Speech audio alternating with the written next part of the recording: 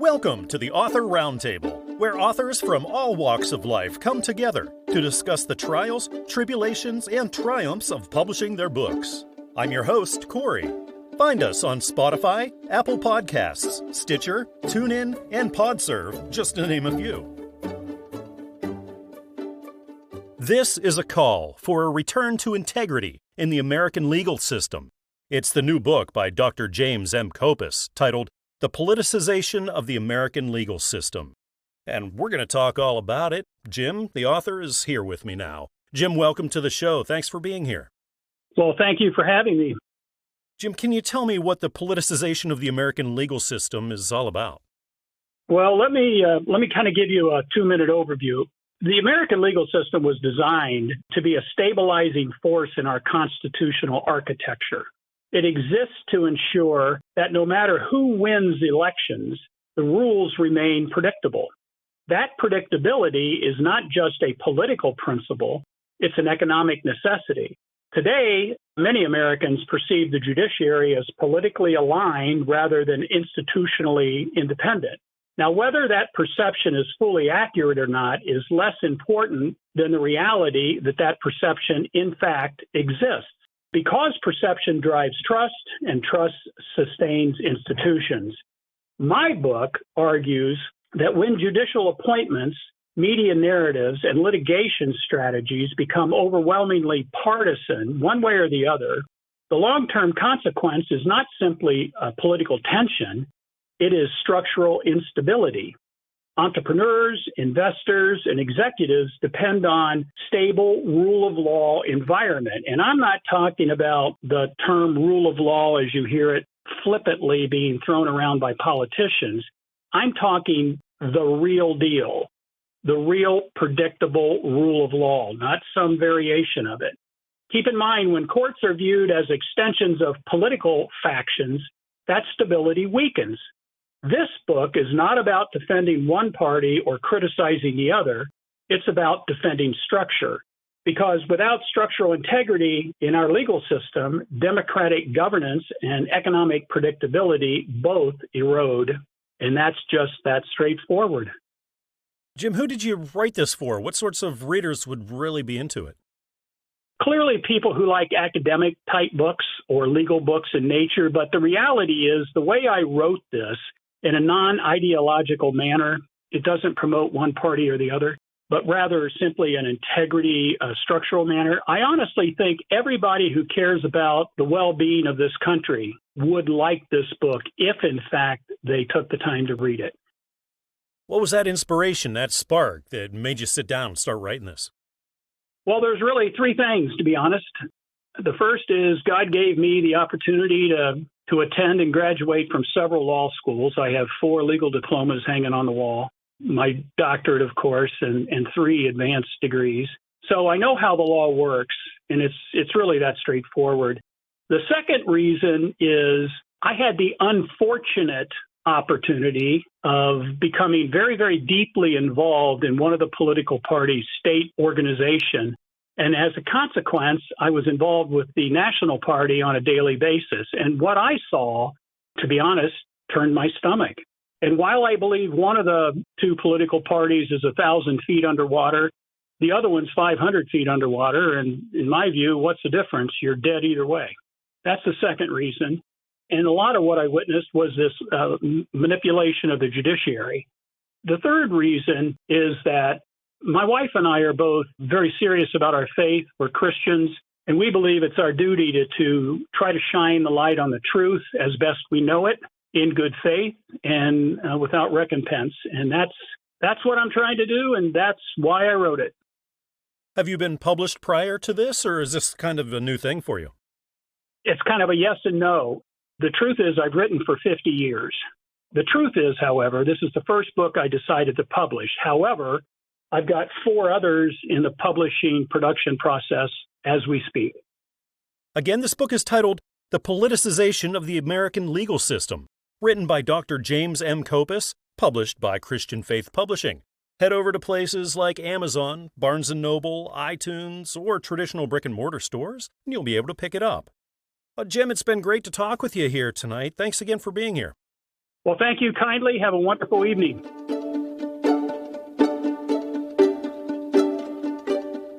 Good oral health is the focus of Barry E. Solomon's new book, Keep Your Teeth in Your Mouth for a Lifetime. And Dr. Solomon is right here with me now at the show, and we get to talk all about it. Dr. Solomon, welcome. Thank you so much for joining me. Thank you for having me, Corey. I appreciate that. Dr. Solomon, I'm curious about Keep Your Teeth in Your Mouth for a Lifetime. What have you written about here?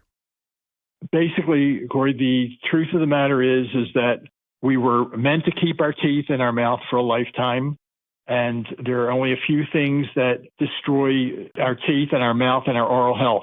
Number one is that the most common disease in the world today is periodontal gum disease, and that is only caused by a couple specific bacteria. One is called a spirochete, which is a cousin of the syphilis bacteria, squiggly little wormy-looking bacteria. And another is a little cigar-shaped thing called a motile rod. And those two bacteria in combination get down below the crevices of the gums. And by the millions, they reproduce, tens of millions. And like all living things, they excrete. And what they poop out are called toxins. The toxins then get below the gums and biochemically destroy the attachment from the gum and then the underlying bone, causing loss of gum and bone level reception. So, and that is completely preventable with just a very simple program of, on a daily basis, having the patient at home create an environment down in the crevices of the gums that makes it alien for those bacteria to live. And it's quite easy to do. It's not rocket science. I was taught in dental school to treat periodontal gum disease with surgery, and I really enjoyed doing that. It was very lucrative. We would cut the gums away and bill the insurance companies a couple $1,000s, and it was very lucrative. But I noticed after 20, 30 years of dental practice that really never stopped the disease. The disease would keep coming back. Because, again, it's just an ongoing day-to-day situation. So if the patients will, and it's explained very clearly in detail in the book, the patients just then will introduce some substance into that crevice of the gums that makes it alien for those bacteria to live. They will simply die within a day or two. It's a very simple matter of Arm & Hammer baking soda and a slurry paste. And I used to drive my patients crazy about dental flossing every day. And I know every dental hygienist who hears this is going to want to hit me over the head. But dental flossing is really useless. You can't lasso the bacteria. The dental flossing will clean hunks of food out from between the teeth. But the real disease-causing entities are in the crevice just below the gum. And no dental floss can do that. But as it shows in the book, Corey, there's now these little things called proxy brushes, these skinny little brushes that we can get in varying widths to clean between the teeth.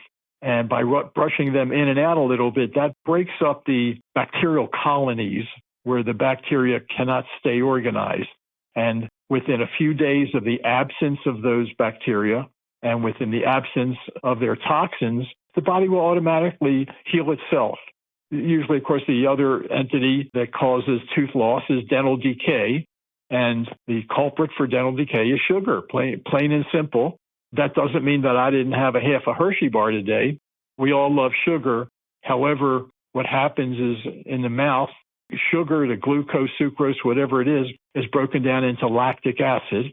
And that acid leaches out the calcium of our teeth. So if we have excellent oral hygiene and don't have the disease-causing bacteria in those environments in the first place, we can get away with a little bit of sugar, and we'll keep our underlying support of the teeth and the gums and the jawbone intact. So that's pretty much it in a simplified manner. Well, this is definitely an important book. It's titled Keep Your Teeth in Your Mouth for a Lifetime. It's written by Barry E. Solomon, published by Covenant Books, and available at places like Amazon, Barnes & Noble, iTunes, and also traditional brick-and-mortar stores. Well, it's been great talking with you tonight, Dr. Solomon. Thank you so much again for being on the show. Thank you, Corey. I appreciate it. And good luck to everybody, and I hope you enjoy and get a lot of benefit from the book, which you will do if you follow it.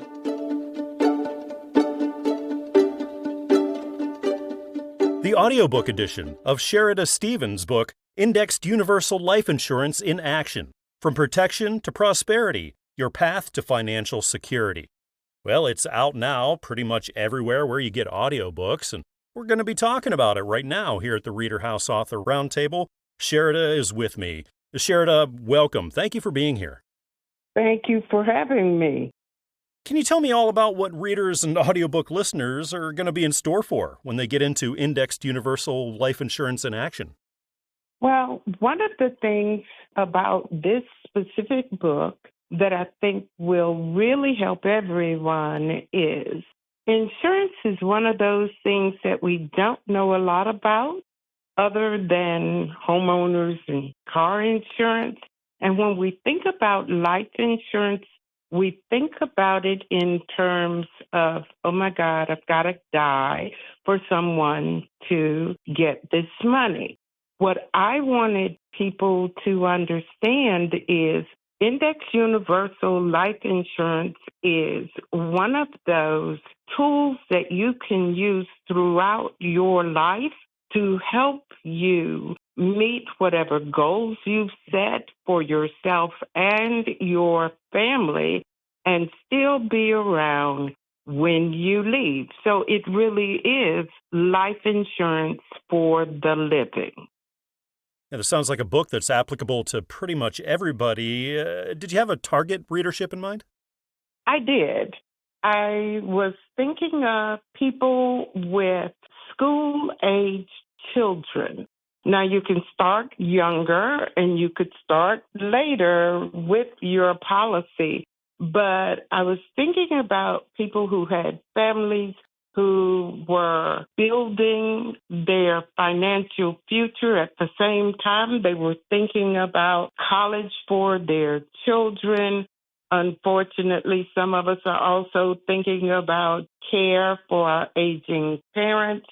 And this life insurance, the universal life insurance, is a tool that the young people can have, set it up for themselves, their children, and it can help them prepare for paying for college or trade school or whatever life may have in store for their family.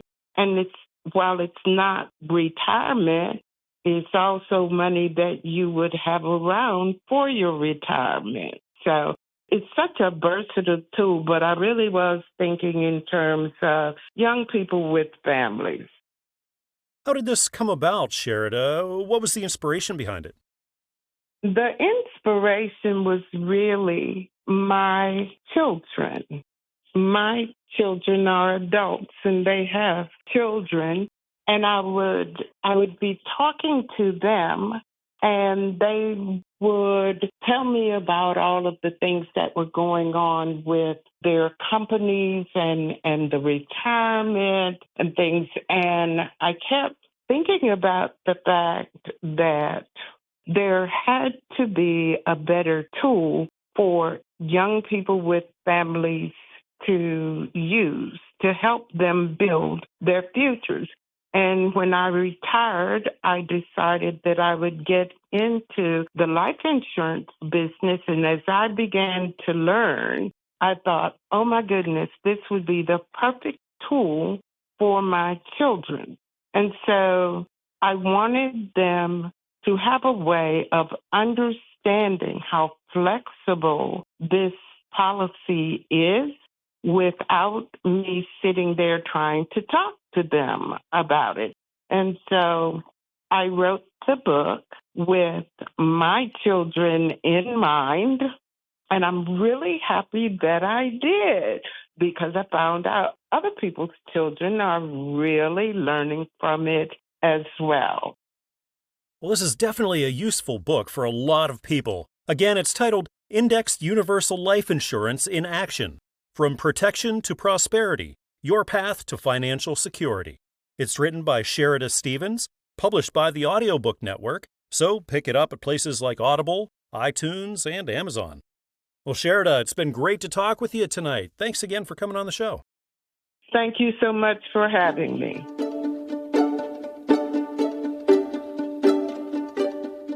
Dave A. English's new book follows a young Native American girl who is raised by an old mentor that aims to push her toward the Christian faith. The book is titled Booger, and the author, Dave, is sitting right here with me, and that's what we're going to talk about. Dave, welcome. Thank you for joining me. You're welcome. Thank you for having me. Dave, what have you written about in Booger? Well, Booger is a small girl, probably about 8 years old. She's of Native American heritage, Chickasaw extraction, a little bit of Muskogee Creek in her as well. But she was, because of an old progenitor, she was born into a semi-feral condition, fighting off a lewd and abusive father and mentally ill mother. She was raised in a circumstance of regional hate, total disparagement in the location where she lived. This old man extricated her and he's an eccentric and wizened old man, and wound up taking her in for the purpose of fostering her. He mentored her, raised her, taught her, and developed her into an indomitable young woman and prepared her for what he felt like was near or imminent the coming of a universal eschatological event. And that's just pretty much a summary of the book. When it comes to the kinds of readers who would be really into this, Dave, who would you say that is? Well, my target audience, first of all, is Native American people. I feel like they are somewhat neglected as far as outreach is concerned, and they need to be respected. And so I try to write respectful books about Native American people. But also a target audience that I have for the book is the 21st century church, which I see as being it has a specific prophetic position in the New Testament. It's not very pleasant to think about, such as in 1 Timothy 4, verses 3 and 4. Scripture doesn't speak well of the condition of the church in this last part of the church age. And Jesus mentioned the same thing in Revelation chapter 3:16. So I'm wanting the church to listen to this, listen to the reason, listen to the scriptures that are exposited throughout the narrative, and for each person to take an individual inventory of themselves and make sure that they, as individuals, are where they need to be and not partaking of what Scripture calls an apostasy at the end of this age. How did this all come about, Dave? What was your motivation, your inspiration to write it? Well, as far as the inspiration for any book that I write, it almost always comes from some photograph somewhere, usually an old one. It's usually a photograph of a person who's got a look in their eye like they've suffered a lot and been through a lot of tragedy and deprivation in their lives. And so this image will come into my mind, and as I wonder what's gone on in this person's background by looking at the clothes they wear, the dilapidation of the buildings maybe around them, and so forth, I begin to envision their story at the time, and it sort of becomes my story, and how I want to build a story around this particular photograph or image, and that's always the way my stories start. And this began with an image or a photograph of an old, probably 1910s time period of a little Native girl who was suffering a lot and definitely underdressed and so forth. And within a day, I had a full-blown story in my mind. And so I sat down and I wrote it. But mine is not a historical fiction. It's actually sort of futuristic. The story culminates in about 2035. Well, Dave, so much of our listening audience right now is authors who are just starting out. Do you have any advice that you could offer them? You can't write if you don't develop your own way of writing. You do that through reading. From the age of about 11 was when I started reading voraciously. Through to about 25, I was reading a lot of fiction, classics, pulp fiction, whatever took my interest. But then I developed these particular writers that I liked the best, and I read them the most, sometimes over and over again, till I figured out things that I didn't like, not that they necessarily did wrong, but I didn't like it. And so I took what I had learned that was good, and I built a wall up against all the things that a lot of the writers were doing that was bad, at least in my opinion. And I came out with my own style of writing and the like. Well, definitely an interesting book. Again, it's titled Booger, written by Dave A. English, published by Christian Faith Publishing, and available pretty much everywhere, like Amazon, Barnes & Noble, iTunes, and traditional brick-and-mortar stores. Thank you again, Dave, for coming on the show and telling me all about your work. It's been nice to talk with you today. Okay, thank you very much.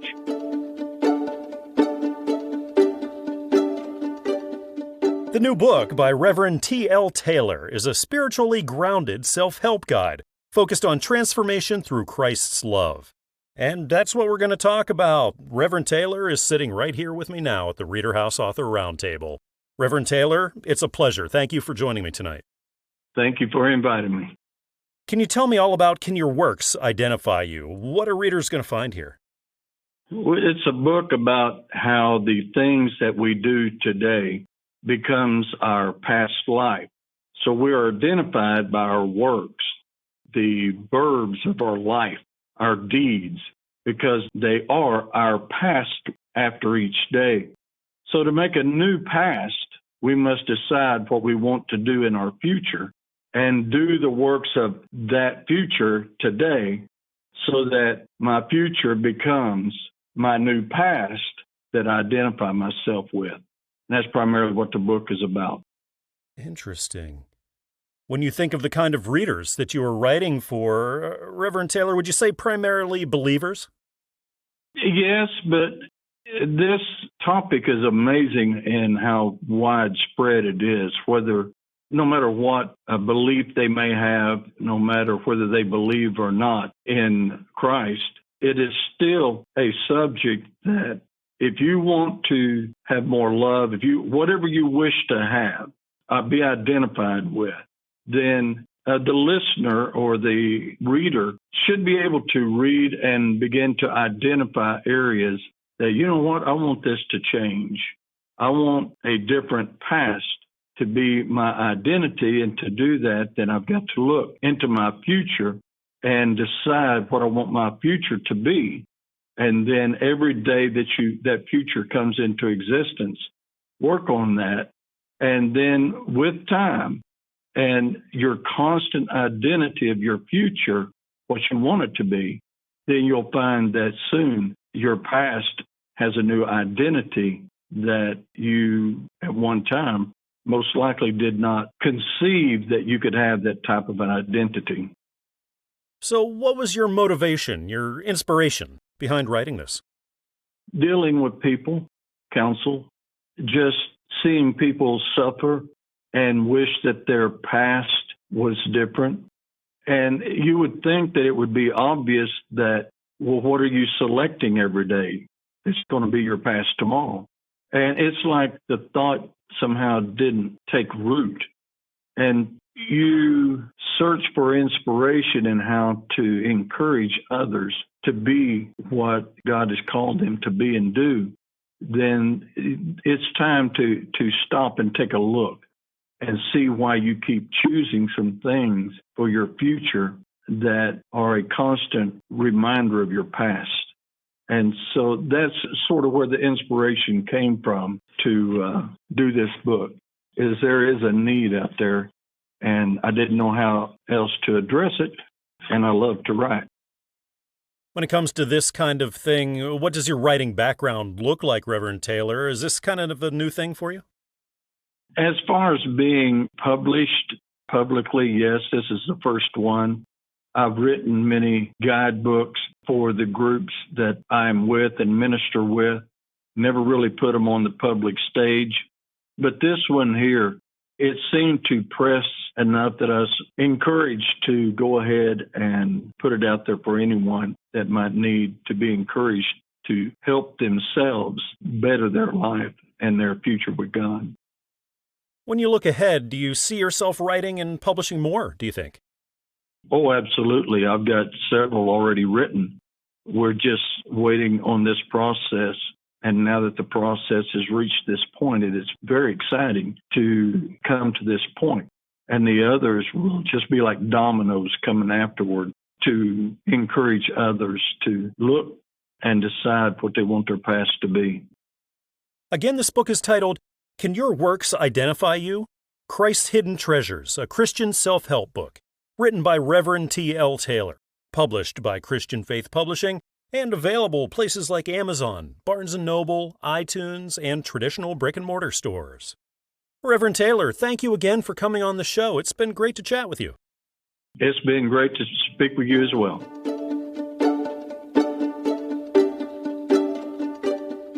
This is a faith-centered retelling of early biblical events that brings Scripture to life for adult readers. It's written by Annette Vincent. It's titled The Genesis Journey, Part 1. It's the first of the Bible Stories for Adults series. Annette is here with me at the ReaderHouse Author Roundtable, and we'll be talking all about it. Annette, welcome. Thank you for joining me tonight. Thank you for having me. Annette, can you tell me all about what you've written in The Genesis Journey, Part 1? Well, I start with creation and go all the way through where Jacob leaves for Laban when he's running from his brother Esau, and we go into the stories, and I take you through each story and bring you deep into the action. Of course, these are Bible stories for adults. Did you have more specific readership that you were thinking about? Well, I chose adults because there are some stories in here that have pretty hard themes, and like circumcision and Cain and Abel. So I wanted to make sure that young ears didn't hear the way that I describe these things, because they need to be told so that a person can really understand them and grasp the cost of the entire mission that God set out. So that is my journey, is to reach adults who have either heard the Bible before and not really felt connected to it, or those who have never heard it and are interested in the stories. Annette, how are you inspired or motivated to start this? Well, I have a blog. It's called ifIwalkedwithJesus.com.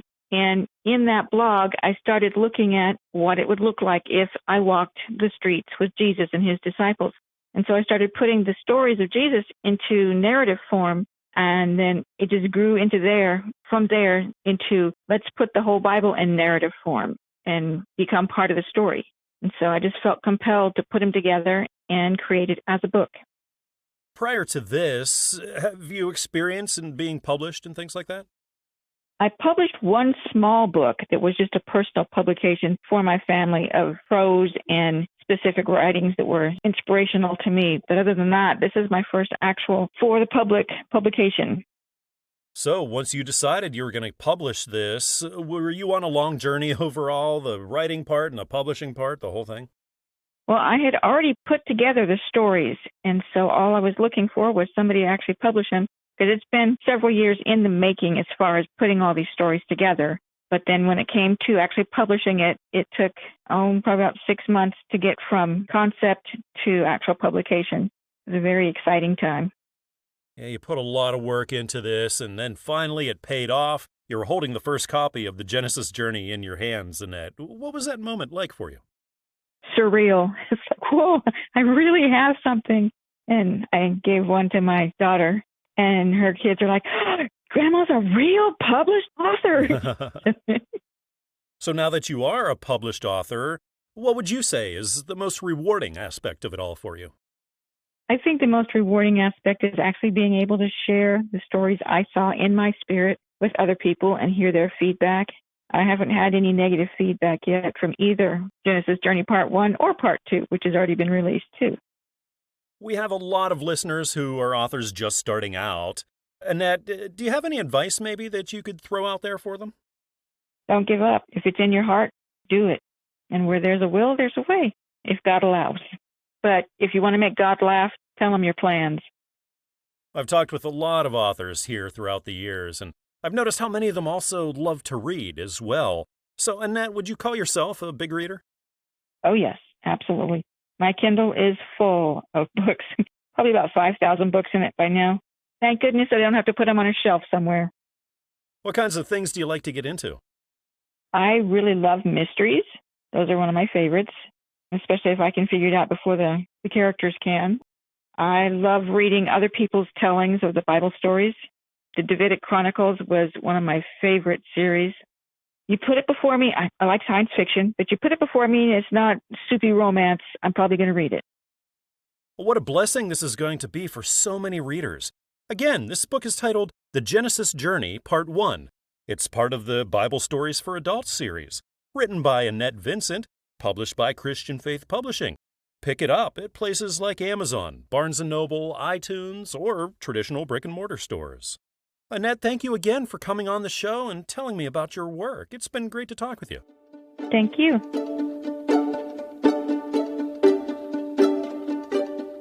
Apostle Alex Jones-Cobb offers his factual and transparent testimony in his new book, Victorious Evidence, Total Freedom Prevails. And we're going to talk all about it. Alex is right here with me now at the ReaderHouse Author Roundtable. Welcome to the show, Alex. It's great to have you. Thanks so much. I'm glad to be here.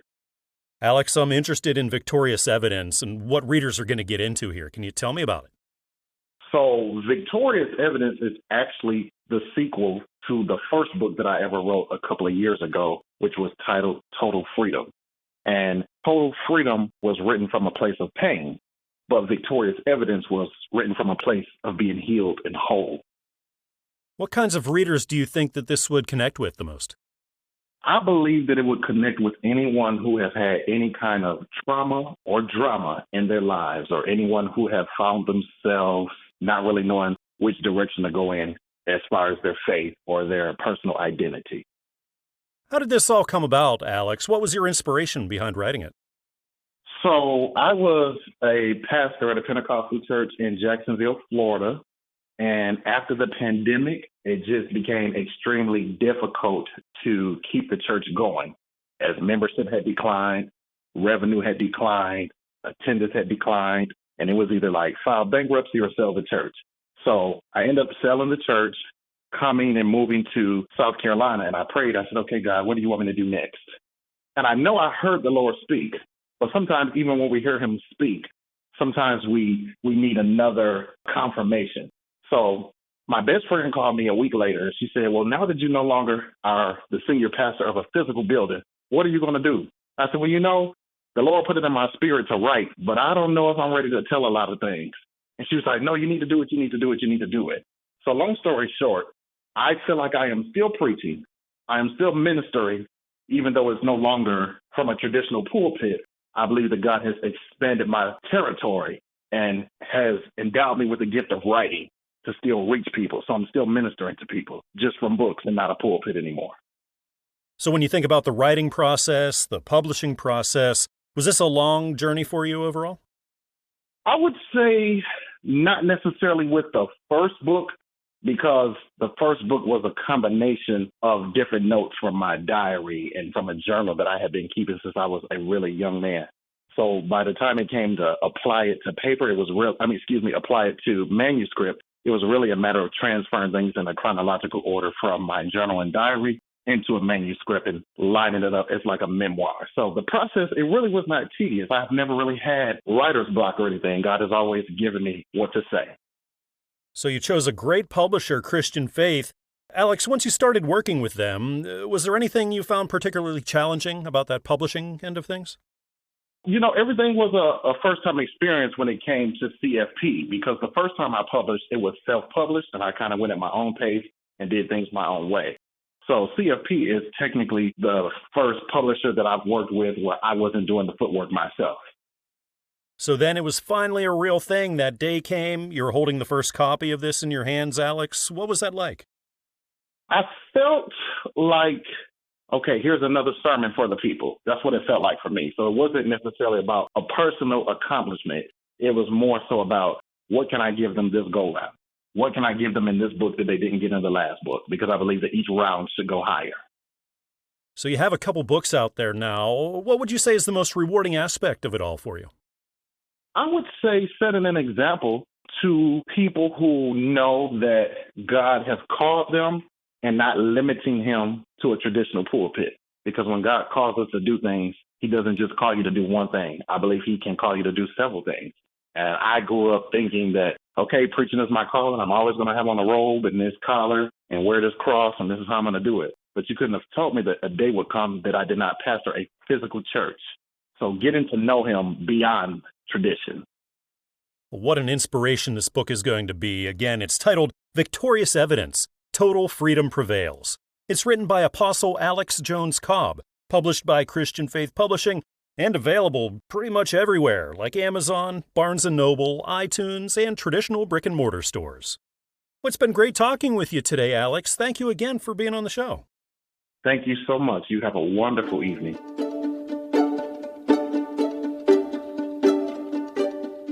The book I'm looking at follows a kind hedgehog who puts together a birthday party for his friend.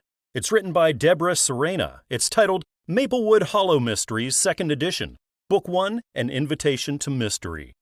Deborah is right here with me now at the ReaderHouse Author Roundtable. We're going to talk all about the book. Deborah, welcome. It's great to have you. Thank you. How are you doing today? I'm doing great, Deborah. Thanks. I'm excited to learn about Maplewood Hollow Mysteries, 2nd edition, Book 1, An Invitation to Mystery. Can you tell me all about it? Okay. I wanted to start out explaining the setting a little bit because setting is so crucial for children because it's important for them to see themselves in the story. So I just wanted to read this little part that I wrote on setting. Absolutely. There are fictional lands and stories that seem more real and feel more like home than the world we live in. Special places like Winnie the Pooh's 100-Acre Wood, Lucy's Narnia, and Frodo's Shire create a longing in her heart. It's kindred to a heartache that wants us to return again and again to these special places. I believe it's a longing for the heaven God created for us.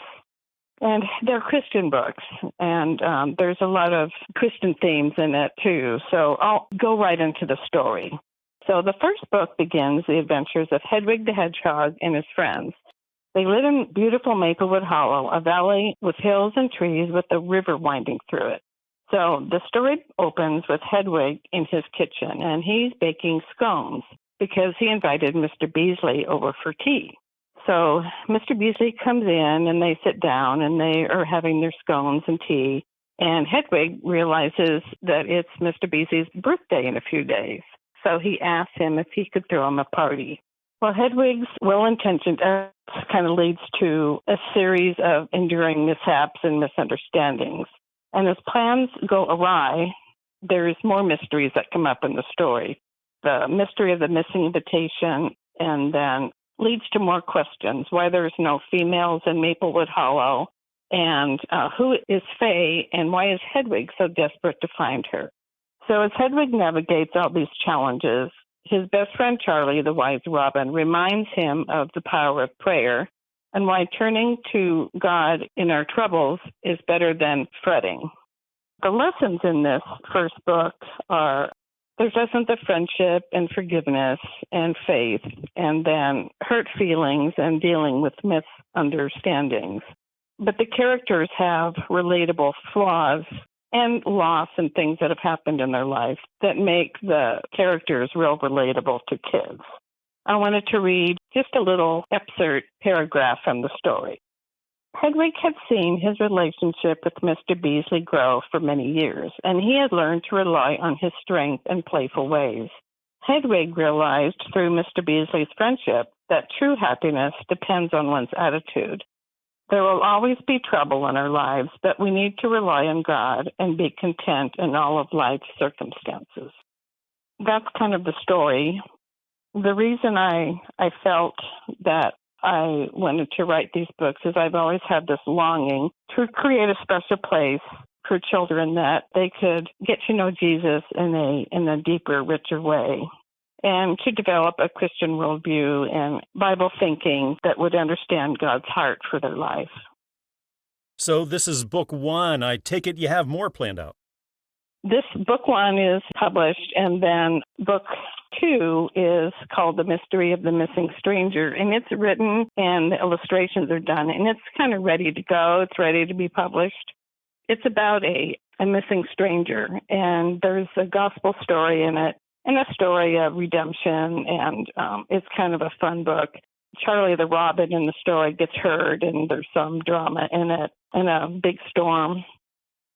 Well, I love the themes in this book: friendship, forgiveness, faith, and I think readers are really going to love it too. Again, this is titled Maplewood Hollow Mysteries, 2nd edition, Book 1, An Invitation to Mystery. It's written by Deborah Sorena, published by Covenant Books, and available basically everywhere: Amazon, Barnes & Noble, iTunes, and traditional brick-and-mortar stores. Well, Deborah, it's been really great to talk with you tonight. Thanks again for being on the show. Thank you so much. I really appreciate your time.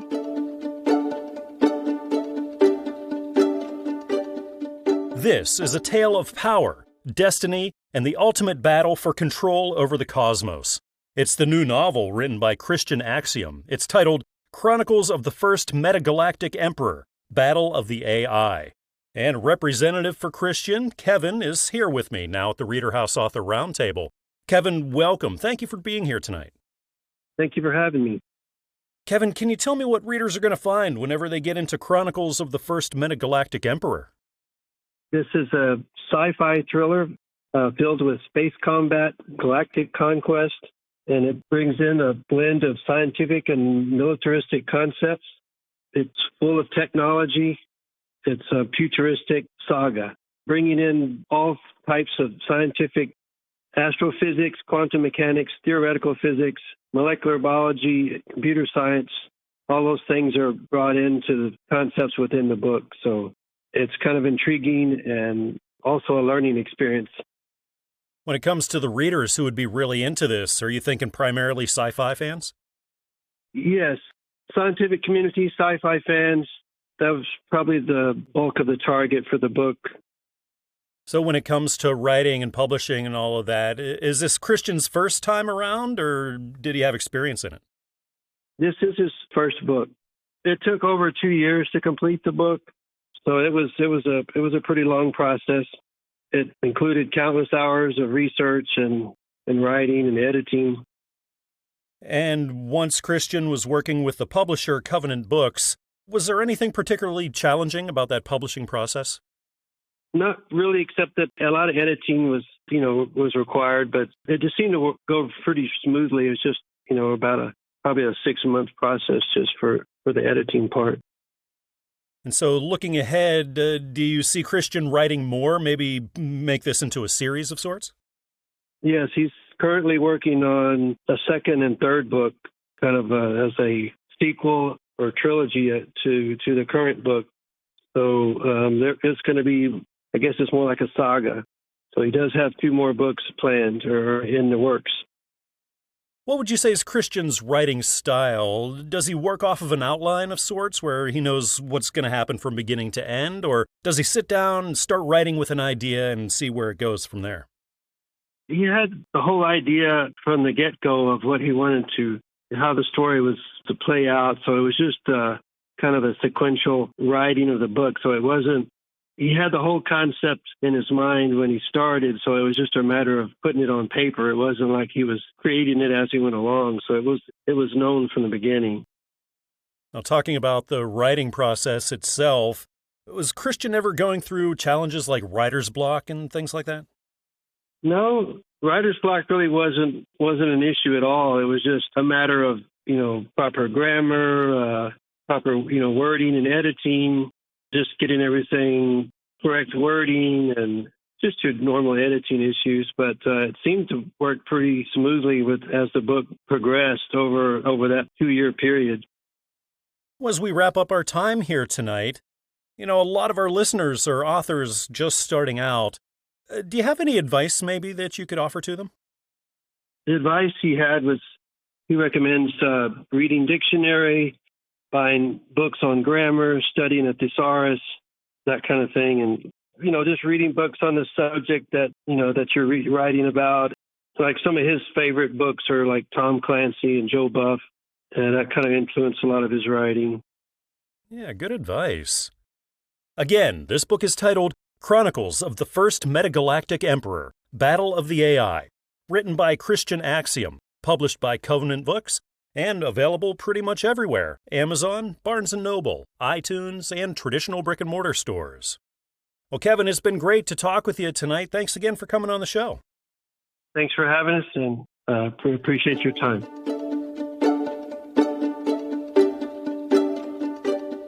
Bruce Jackson offers encouragement, reflection, and spiritual renewal in his new memoir, God's Inspirational Guidance. I'm talking with Bruce right now here at the ReaderHouse Author Roundtable. Bruce, welcome to the show. I appreciate you being here today. Thank you very much. Bruce, can you tell me all about God's Inspirational Guidance? What are readers going to find here? Well, they're going to find inspiration from God, because even the title of the book, it was inspired by God. Basically, I was going to write poems of love, but as I got inspiration from him, he was saying that no, you need to write a book about inspiration. So that even the titles came from God. And all I did was I was a vessel to put the words from the title. So it's to show readers what they can do with their inspiration, what they can do, things about God, and what He provides for us as inspiration. Who did you write this for, Bruce? What kinds of readers do you think would be really into it? The ones who are non-believers, believers, anyone who wants to know about God. How'd this all come about? What was that inspiration that made you say, hey, I got to write this book? The inspiration came from God. God said that, and I felt this through my spirit, that He wanted me to do something to let the people know about Him and what He provides for us. His love, His favor, His inspiration, what happens when you have faith in Him, what He would do for us, because He would never leave us nor forsake us. So when it comes to writing and publishing and everything, Bruce, is this new to you, or have you done this kind of thing before? No, this is new to me. This is my first book. So being you're kind of new, was this a long process overall, the writing and publishing and everything? Actually, it wasn't, but it took a while financially and otherwise for me to get the book out. Matter of fact, this book was written and finished in 2011. Before that, I had just joined the church about a year after the book was written.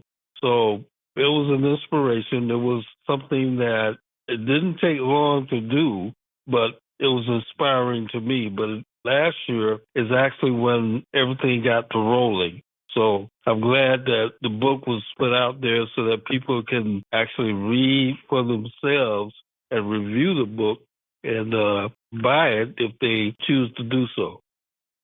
So you had your manuscript ready to go to print. You started working with your publisher, Christian Faith. Bruce, was there anything that you would say was particularly challenging about that publishing process for you? Actually, no, because everything was clearly stated before me, what I needed to do and how I needed to put the book out there.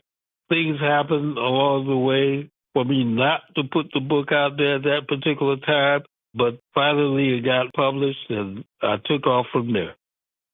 I'm looking at the book right now, and this is a beautiful cover. I love the artwork. How did that come about? Well, there was someone that was introduced to me. I told him exactly what I wanted, and he did it. It was wonderful, and we became friends, and if there was another book that I wanted to write, he would do the artwork for the cover. And then, there's nothing like seeing that finished product. You work so hard toward it. Once the first copy of God's Inspirational Guidance was in your hands, Bruce, what was that moment like for you? Oh, it was wonderful. It was beautiful. I just felt good about it. I felt the inspiration from it. I felt that the book would take off, and I know God's hand was on the book, and He had blessed it. So that was a wonderful thing.